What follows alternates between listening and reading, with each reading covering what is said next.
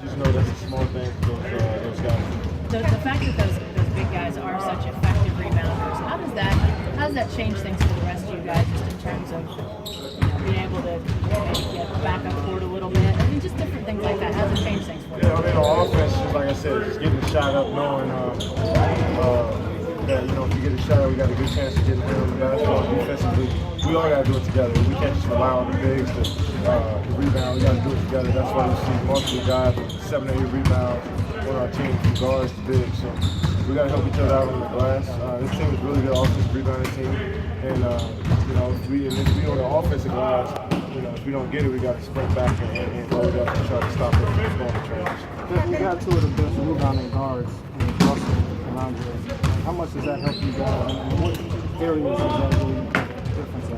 It just makes us well balanced on that in terms of rebounding. Having a guy that, is a point guard. A lot of point guards don't crash the glass.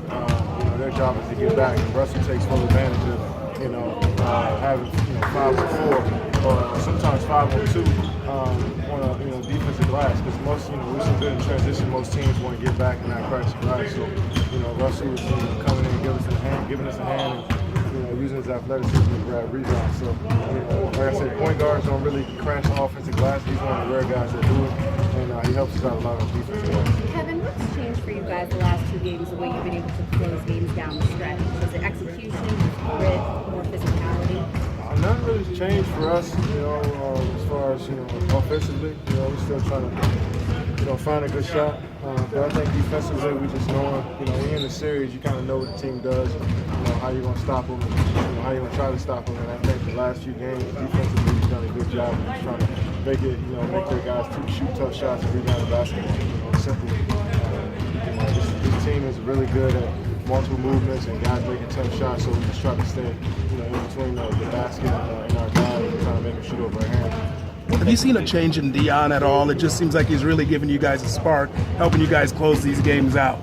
Yeah, we need to know, what the coach tells him what he needs to do when it comes out to be a pest on the defensive end, offensively, just be patient with the boys, and he's done a great job throughout this playoffs, just picking and choosing good spots.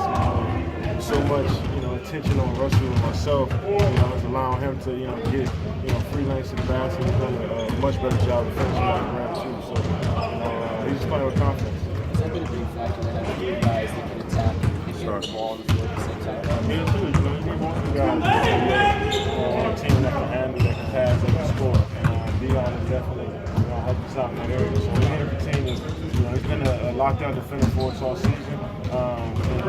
To add in, finishing at the rim, shooting a jump shot, getting to the paint, passing out, he's done a great job.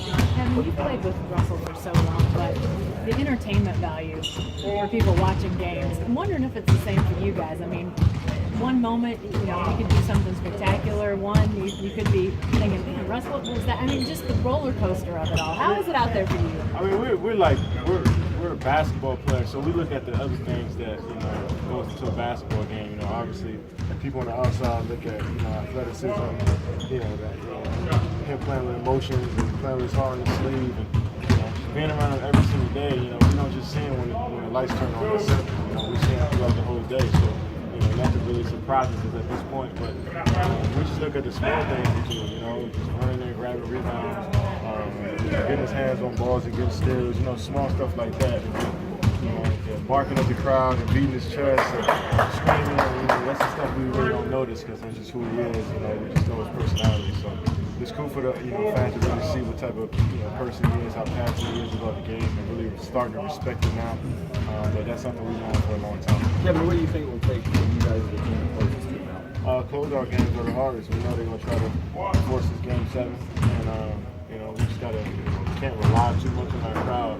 We can't be relaxed knowing that we're at home, but they beat us at home in game 3, so we got to be play as hard as we can, man. I think we started the game off last game with intensity that it takes to win the game. Third quarter we got loose a little bit, but we was able to reel it back in and play, refocus and get some more energy. Our bench did a great job, so we need everybody from the first to the 13th man to come out and show that passion, that energy from the start.